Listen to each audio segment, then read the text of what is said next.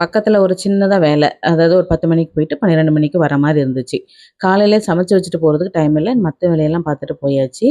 வந்ததுக்கப்புறமா சமைக்கணும்னா டைம் ஆயிரும். அப்புறம் வந்து சில நேரம் சோம்பேறியா இருக்கிற மாரி இருக்கும் இந்த வெயிலுக்கு. அதனால என்ன பண்ணலான்னு யோசிச்சுட்டு, காலையிலே வந்து சாதம் வந்து வடிச்சு வச்சுட்டேன்.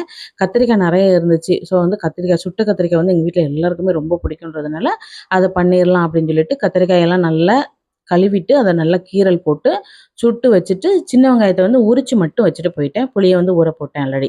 அப்போ வந்தது உடனே நம்ம வந்து அத வந்து பெசைறதுக்கு நல்லாருக்கும் அப்டின்ட்டு, இப்போ வந்து சுட்ட கத்திரிக்காய் தான் பண்ண போறேன். கண்டிப்பா இந்த டேஸ்ட் வந்து எத்தன பேர் பண்ணி பார்த்துருக்கீங்க அப்டின்றது தெரியல. ரொம்ப டேஸ்ட்டா இருக்கும். இதுக்கு வந்து நான் 7 கத்திரிக்காய் போல இந்த மாரி கிளீன் பண்ணி சுட்டு வச்சிருந்தேன். அதுக்கு வந்து ஒரு 5 காஞ்ச மிளகாய நல்லா கிளீன் பண்ணிட்டு, அத வந்து இந்த மாரி ஏதாவது கம்பி அது மாரி சொருகிட்டு, அத வந்து நல்லா சுட்டு எடுத்துக்கணும். ரொம்ப கரிஞ்சிடக்கூடாது. அதுக்காக அதாவது நல்லா சுட்டா தான் அது வந்து பிசையவும் முடியும்.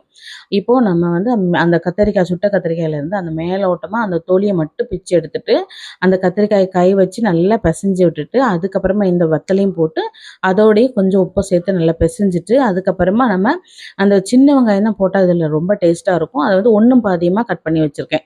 அப்பதான் சாப்பிடும்போது வந்து அது கடிப்படுறதுக்கு ரொம்ப நல்லாயிருக்கும்.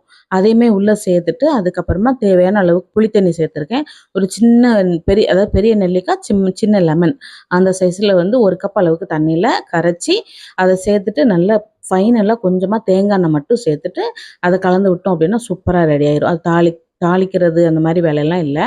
இதுக்கு வந்து ஆப்ட்டானது பொரிகடல துவையல். வத்தல் போட்டு அரைக்கணும். வத்தல், புளி, பூண்டு, உப்பு, கொஞ்சமா தேங்காய், அதுக்கப்புறமா பொரிகடல நெறைய சேர்த்துக்கணும். தேங்காவோட பொரிகடல வந்து நெறைய இருக்கிற மாரி சேர்த்துக்கணும். அதையும் போட்டு நல்லா அரைச்சுட்டு, இந்த துவையலும் அந்த கத்திரிக்காய் கிச்சடியும் வச்சு சாப்பிட்டு பாருங்க. டேஸ்ட் வந்து சூப்பரா இருக்கும்.